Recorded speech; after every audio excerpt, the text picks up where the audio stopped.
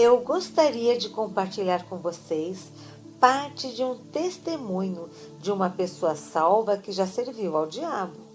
Quando o ouvi dar o seu testemunho, eu não queria acreditar, pois foi muito desafiador. Tive que jejuar diante do Senhor por 10 dias, perguntando-lhe: Senhor, isso é verdade? Foi nesse momento que o Senhor começou a me ensinar as coisas que acontecem no reino espiritual quando oramos. Este homem nasceu depois que seus pais tinham se dedicado a Lúcifer. Quando ele ainda estava no útero, eles realizaram vários rituais para dedicá-lo ao serviço de Lúcifer. Aos 4 anos de idade, ele começou a exercer o seu poder espiritual e seus pais começaram a temê-lo. Quando ele tinha 6 anos de idade, seu pai o levou a algumas bruxas para que elas o treinassem. E aos 10 anos, ele já fazia tremendas façanhas para o reino do diabo e já era temido por bruxas comuns. Ele ainda era um menino, mas já era tão terrível nas coisas que fazia. Quando fez 20 anos, já era um jovem com muito sangue em suas mãos. Ele matou à vontade. Tinha a capacidade de deixar o seu corpo através da meditação transcendental. E ele podia levitar. Às vezes, seu corpo se levantava do chão e ficava no ar. Às vezes, ele entrava em transe e deixava seu corpo. Seu corpo ficava para trás enquanto ele saía para o mundo através de uma prática chamada viagem astral. Ele foi usado por Satanás para destruir ou dividir muitas igrejas e levou à ruína muitos pastores. Um dia, ele foi designado para destruir uma igreja que estava em campanha de oração. Havia muita confusão e divisão na igreja. Ele começou a trabalhar contra ela, mas nesse momento o pastor chamou toda a igreja para fazer jejum. Como a igreja começou a jejuar, houve muito arrependimento e muita reconciliação. As pessoas se reuniram e começaram a orar para o Senhor trabalhar no meio delas. Elas continuaram intercedendo e clamando a Deus para ter misericórdia delas e intervir em suas vidas. À medida que os dias passavam, o homem veio de novo e de novo contra a igreja com espíritos demoníacos. Mas uma palavra profética veio, dizendo aos cristãos para se levantarem e travarem uma guerra contra os poderes das trevas que estavam atacando a igreja. Então, um dia, o homem deixou seu corpo em seu quarto para ir numa viagem astral. Ele liderou uma poderosa força de espíritos demoníacos contra a igreja. Agora, este é o seu testemunho. Seu espírito moveu-se através do ar sobre a igreja e tentou atacá-la, mas havia uma cobertura de luz sobre a igreja. De repente, um exército de anjos atacou e lutou contra eles no ar. Todos os demônios fugiram, mas ele foi preso pelos anjos. Sim, preso por anjos. Ele encontrou-se detido por cerca de 6 anjos. Trouxeram-no através do telhado, bem diante do altar da igreja. Ele apareceu lá enquanto as pessoas estavam orando. Elas estavam em profunda oração, engajadas na batalha espiritual, ligando e quebrando e lançando para fora. O pastor estava na plataforma conduzindo as orações e a guerra. O Espírito do Senhor falou com o pastor. O jugo foi quebrado e a vítima está aí atrás de você. Ajude-o por meio de libertação. Quando o pastor abriu os olhos, ele viu o rapaz deitado ali. Seu corpo estava com ele. Ele estava em seu corpo. O jovem disse que não sabia como seu corpo se juntou a ele. Ele o tinha deixado para trás em sua casa. Mas lá estava ele em seu corpo. Ele não sabia como tinha entrado. Tudo o que sabia era que o anjo o trouxe através do telhado. Ora, essas coisas são difíceis de acreditar. O pastor silenciou a igreja e disse-lhes o que o Senhor tinha falado com ele. E então perguntou ao jovem: quem é você? O jovem estava tremendo, pois os demônios começaram a sair dele. Então eles oraram por sua libertação e logo após ele começou a compartilhar sua história. O jovem se converteu ao Senhor e agora é um evangelista pregando o evangelho e está sendo usado pelo Senhor poderosamente na libertação de outras pessoas. Uma noite eu, John Mullins, fui a um jantar. A única razão pela qual eu fui era que alguém tinha me dito que esse jovem estava lá. E eu estava muito curioso para vê-lo e descobrir se a história era verdadeira. Então eu participei do jantar e mais tarde foi dado a ele a oportunidade de dar o seu testemunho. Ele falou sobre muitas coisas. Às vezes ele chorava por causa das coisas que tinha feito. Quando terminou, ele fez um apelo. Havia muitos pastores na sala. Ele disse: rogo a vocês, pastores, por favor, ensinem o povo a orar. As pessoas que não oram podem ser usurpadas em qualquer coisa pelo diabo. E existem maneiras que o inimigo usa para explorar suas vidas e suas orações. O inimigo sabe como explorar as orações daqueles que não sabem como orar. Ensinem as pessoas a usar a armadura espiritual que Deus proporciona. Efésios 6, versículos 13 ao 18. Então, ele contou como levou expedições através do ar.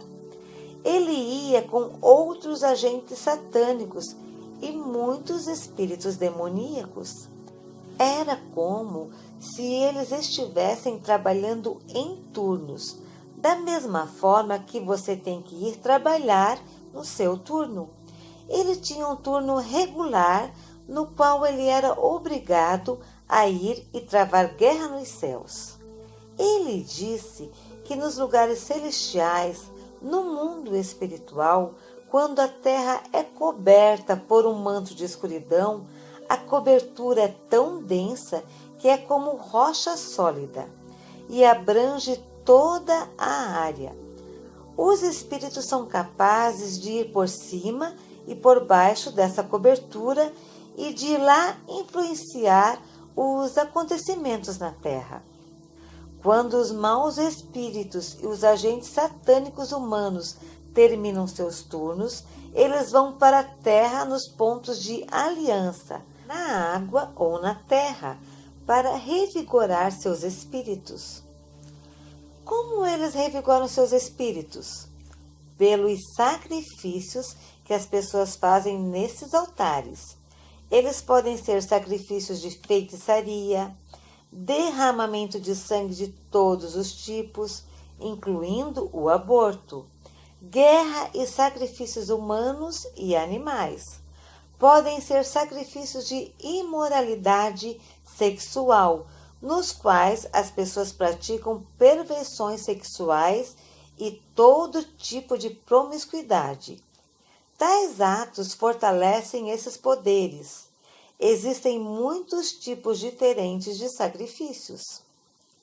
Ele disse que quando os agentes satânicos estão nas regiões celestiais e os cristãos começam a orar na terra, as orações dos cristãos aparecem para eles em 3 formas. Todas elas aparecem como fumaça que estão subindo em direção ao céu.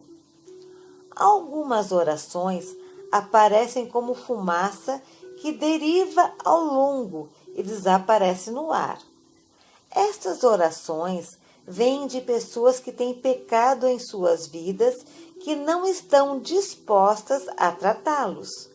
Essas orações são muito fracas, pois elas são desintegradas e desaparecem no ar.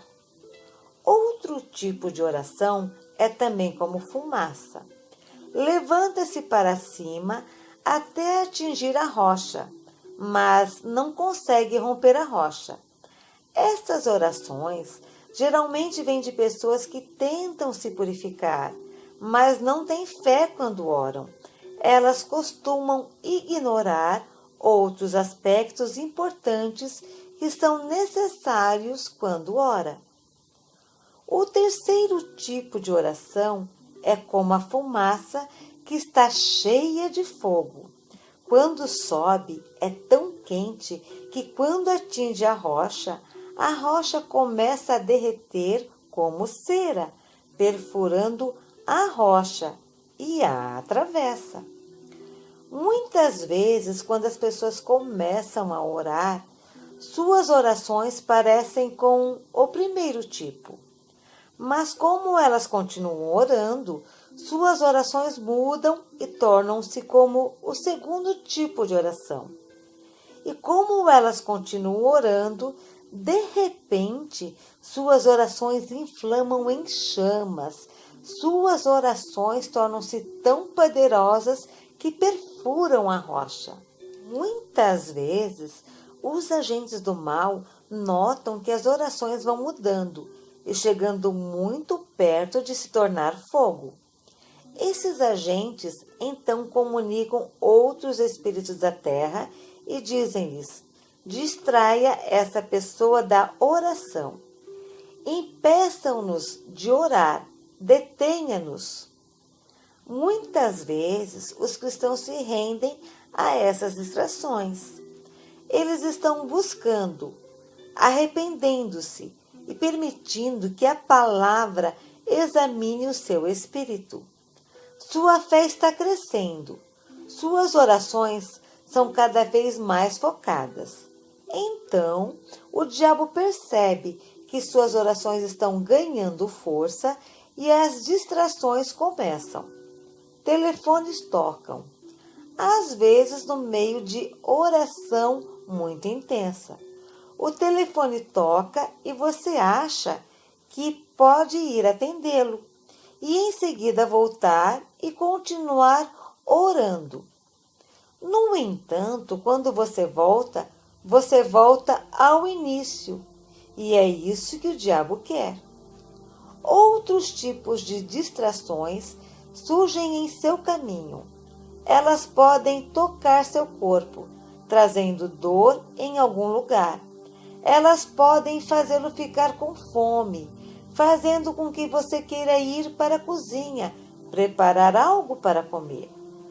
Se eles conseguirem tirar você deste lugar, eles terão derrotado você.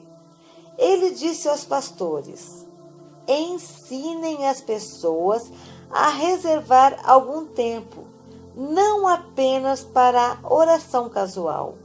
Elas podem fazer isso o resto do dia. Uma vez por dia, elas devem ter um momento em que elas estarão se concentrando de todo o coração em Deus, sem distrações. Se as pessoas insistirem nesse tipo de orações e se permitirem ser inspiradas no Espírito para continuar, alguma coisa acontecerá no Espírito.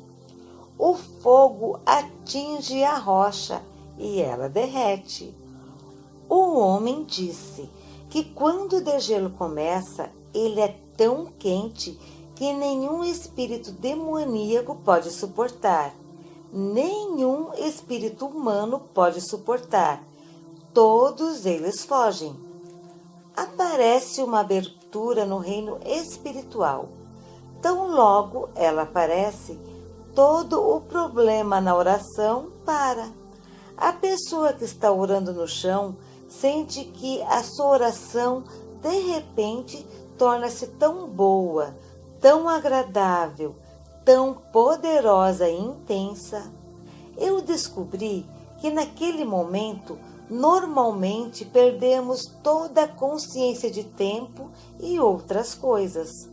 Não que nós nos tornemos descuidados, pois Deus cuida de nosso tempo, mas é como se você abandonasse tudo e se conectasse com Deus.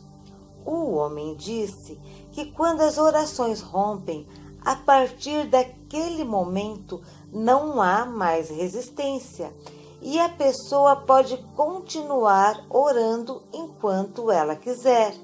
Não há nenhuma resistência para detê-la. Então, ele disse que depois que a pessoa termina a oração, a abertura continua aberta. Ele disse que quando as pessoas saem de seu local de oração e seguem sua rotina, a abertura se move junto com elas. Elas não estão mais operando sob a cobertura. Elas estão operando sob um céu aberto. Ele disse que nesse estado o diabo não pode fazer o que quiser contra elas. A presença do Senhor é como um pilar do céu sobre suas vidas. Elas são protegidas e há tanto poder dentro do pilar que por onde elas forem, a presença toca outras pessoas também. Elas discernem o que o inimigo tem feito em outras pessoas. E enquanto elas falam com as pessoas que estão junto delas, essas pessoas também vêm para dentro do pilar. Enquanto elas ficam dentro do pilar, todas as amarras impostas pelo inimigo enfraquecem. Então, quando as pessoas que experimentaram este avanço espiritual compartilham Jesus Cristo com os pecadores, a resistência dos pecadores é baixa.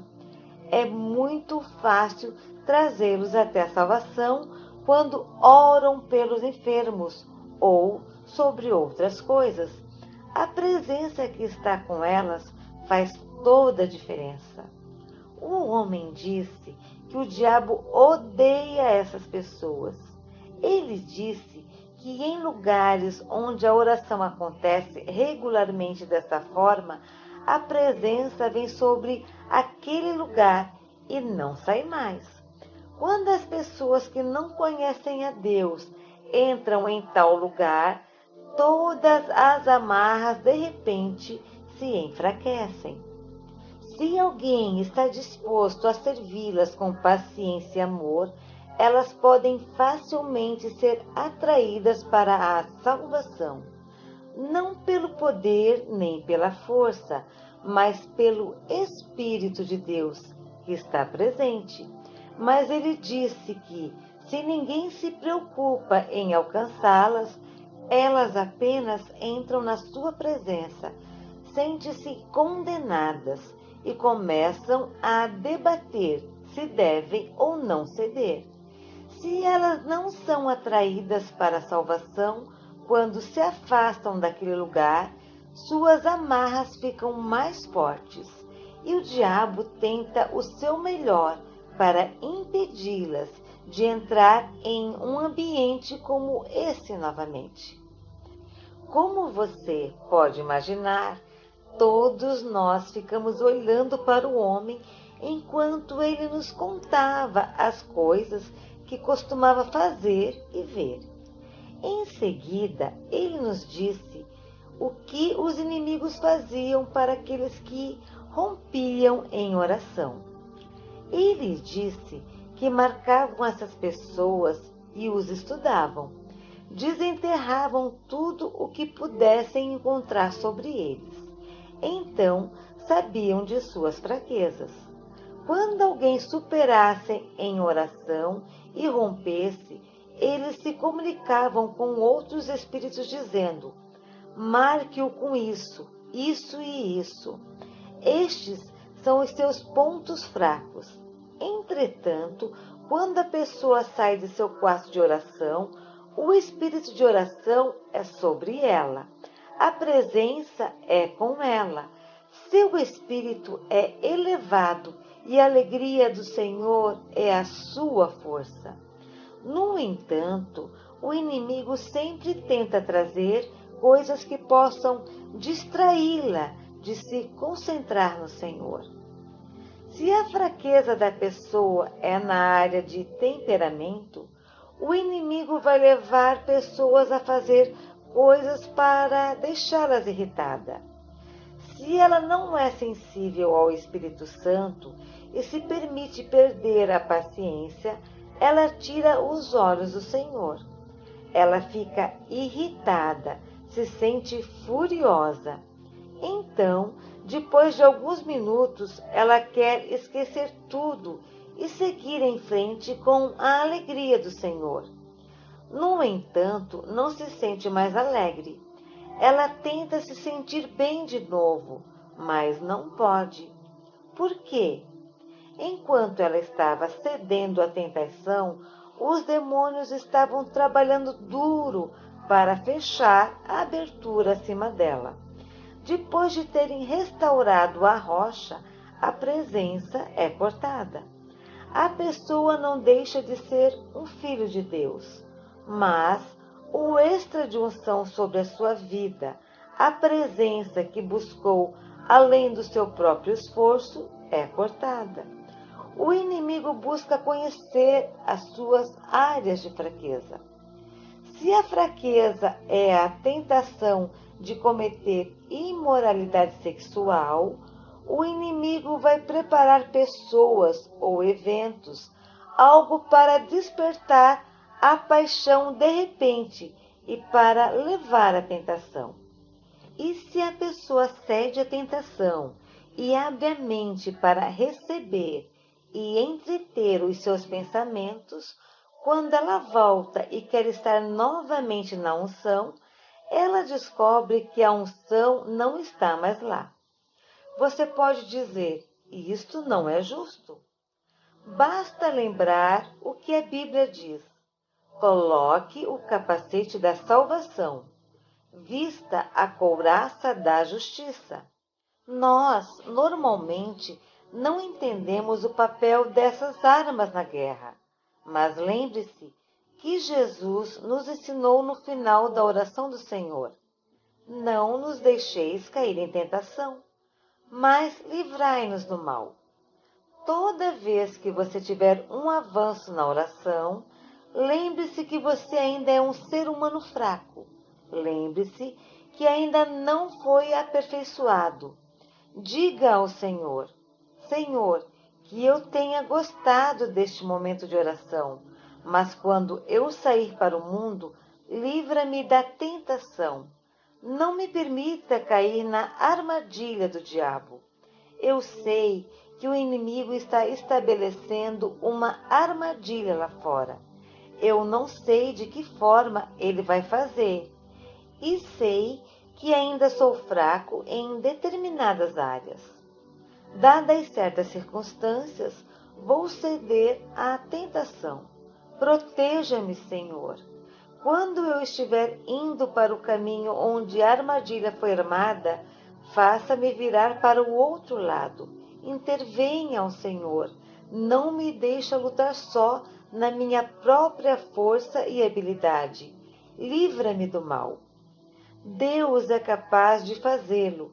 Ele é capaz. É por isso que as coisas acontecem às vezes. Tudo que você precisa dizer é: obrigada, Jesus.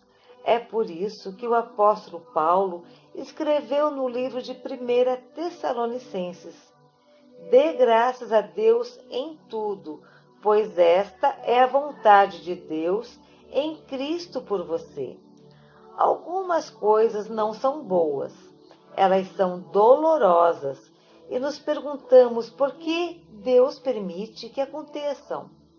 Mas se soubéssemos do que Ele está nos salvando, nós o agradeceríamos. Quando aprendemos a confiar no Senhor, nós o agradeceremos em tudo. Amados, não sei se eu deveria ir mais fundo, porque eu não quero começar algo que eu não possa terminar. Mas deixe-me tentar ir um passo além. O homem disse que quando a oração rompe assim, a resposta sempre vem. Ele disse que não soube de um único caso em que a oração rompeu e a resposta não veio. Ele disse que a resposta sempre vinha, mas que na maioria dos casos nunca alcançou a pessoa que pediu. Por quê? Há batalha nos céus. Ele disse que depois que o inimigo conseguisse cortar o céu aberto e restaurar a rocha, ele observa a pessoa e esperava, porque ele sabia que a resposta definitivamente viria. Então o homem disse algo que realmente abalou a minha fé. Foi por causa do que ele compartilhou a seguir que jejuei por 10 dias perguntando: Senhor, isso é verdade? Você pode provar isso para mim? O homem disse que cada cristão tem um anjo que o serve. Sabemos que a Bíblia diz que os anjos são espíritos ministradores que nos servem. Ele disse que quando as pessoas oram, a resposta vem nas mãos de seu anjo. O anjo traz a resposta, assim como lemos no livro de Daniel. Então ele disse algo que era difícil receber. Se aquele que ora sabe da armadura espiritual e está vestido com ela, a resposta vem por um anjo que também está vestido com a armadura completa. No entanto, se a pessoa que ora não se preocupa em estar vestida com a armadura espiritual, seu anjo vem a ela sem a armadura espiritual. Quando os cristãos são descuidados com os tipos de pensamentos que entram em suas mentes e não lutam a batalha na mente, seus anjos vêm a eles sem capacetes. Qualquer arma espiritual que você ignorar na terra, seu anjo não a tem quando ele te serve. Em outras palavras, nossa armadura espiritual não está protegendo nossos corpos físicos, está protegendo nossas façanhas espirituais. Um homem disse que, como o anjo estaria vindo, eles os veriam, encontrariam as áreas que estavam descobertas e, em seguida, atacariam essas áreas. Se ele não tinha um capacete, eles atirariam em sua cabeça. Se ele não tinha um peitoral, eles atirariam em seu peito. Se ele não tinha sapatos, eles fariam um fogo e obrigariam a andar através do fogo. Agora estou apenas repetindo o que o homem disse.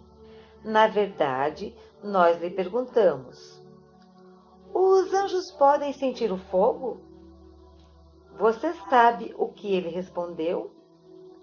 Lembrem-se, este é o reino espiritual. Eles são espíritos que lidam com os espíritos. A batalha é intensa. Quando dominam um anjo de Deus, a primeira coisa que eles vão atrás é a resposta que ele está carregando e a roubam dele.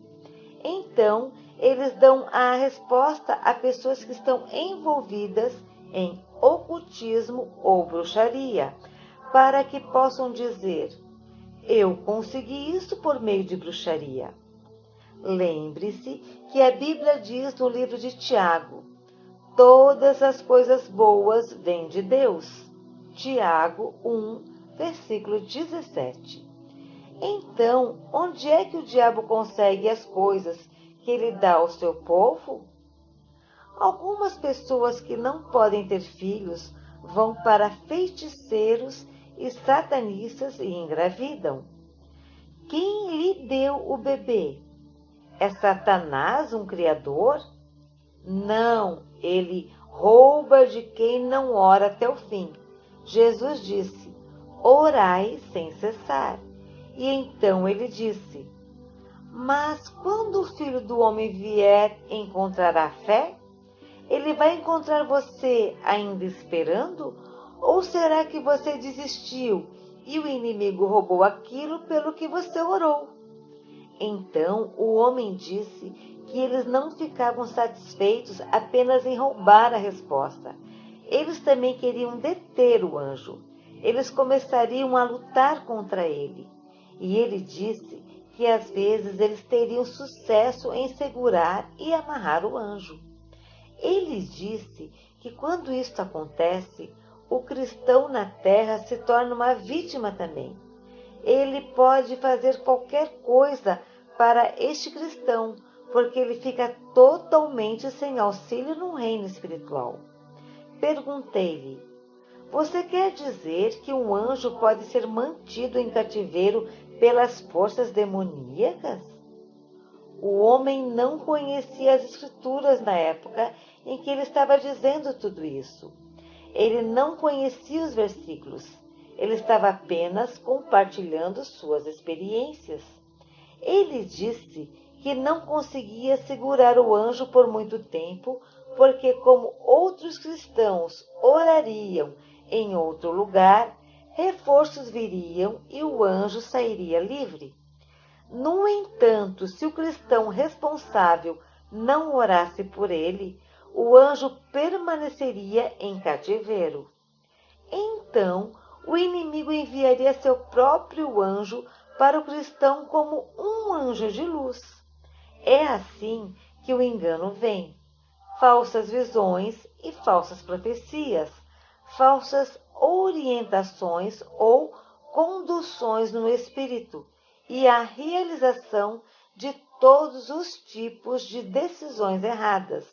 E muitas vezes essa pessoa fica aberta a todos os tipos de ataques e escravidão. Deixei o jantar extremamente preocupado. Eu perguntei ao Senhor: Senhor, eu não quero nem tentar acreditar nisso. Isso tira toda a minha confiança, a minha segurança. Durante os 10 dias em que busquei o Senhor fez duas coisas.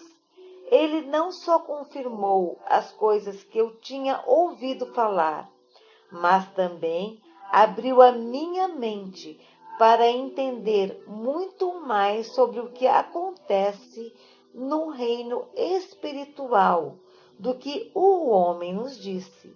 E 2, ele me levou para ver o que devemos fazer quando as coisas estão acontecendo, de modo que não sejamos derrotados, mas que possamos triunfar. Precisamos conhecer e realmente chegar a um termo com 3 coisas.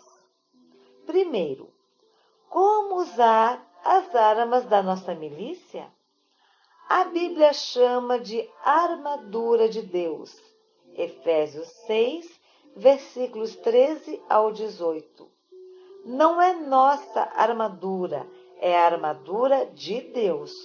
Quando a usamos, nós permitimos que Deus lute por nós. Segundo, compreender a relação entre espíritos ministradores, anjos, e nossas vidas espirituais, e ser sensível ao que está acontecendo em nossos corações, como uma direção sobre o que precisa ser feito no reino espiritual em nosso nome. Isso nos leva à terceira coisa, o Espírito Santo. Não devemos considerar o Espírito Santo como nosso servo que está nos servindo e trazendo-nos as coisas. Ele não corre para trás e para frente entre nós e o Pai para lhe dizer o que precisamos. Esse é o trabalho dos anjos. Ele está ao nosso lado. Fazendo o quê? Guiando-nos, ensinando-nos, direcionando-nos, ajudando-nos a orar no caminho certo. E quando essas coisas estão acontecendo no reino espiritual, ele nos permite saber. Às vezes, ele nos acorda no meio da noite e diz: ore, mas você diz: não, minha hora ainda não chegou. E ele diz: ore agora. Por quê? Ele vê o que está acontecendo no reino espiritual. Às vezes ele diz: amanhã sem falta. Mas você diz: oh, não, vou começar na segunda-feira. Mas ele entende o que está acontecendo no reino espiritual. Devemos aprender a ser sensíveis ao Espírito Santo. Ele nos guia pelas veredas da justiça. Amados, temos que parar por aqui. Talvez amanhã de manhã vamos falar sobre como podemos orar, conhecendo as batalhas no reino espiritual e como podemos romper, e também como manter o nosso avanço, uma vez que tenhamos alcançado isso. Depois de aprender tudo, se tornará agradável. Então, vamos aprender uma coisa: a batalha não é nossa, a batalha é do Senhor. Aleluia! Vamos ficar de pé. Olhe nos olhos de alguém e pense em quantas vezes essa pessoa pode ter perdido o que Deus tinha para ela. Junte-se as mãos, se puder, com 2 ou 3 pessoas e digam uns aos outros: não há necessidade de mais nenhuma derrota. Podemos vencer. Há poder suficiente para vencer. Jesus já terminou o trabalho. Orem uns pelos outros para que o Senhor nos ajude a superar. Nós não devemos perder a graça suficiente, poder suficiente para a vitória. Obrigada, Jesus. Shalom.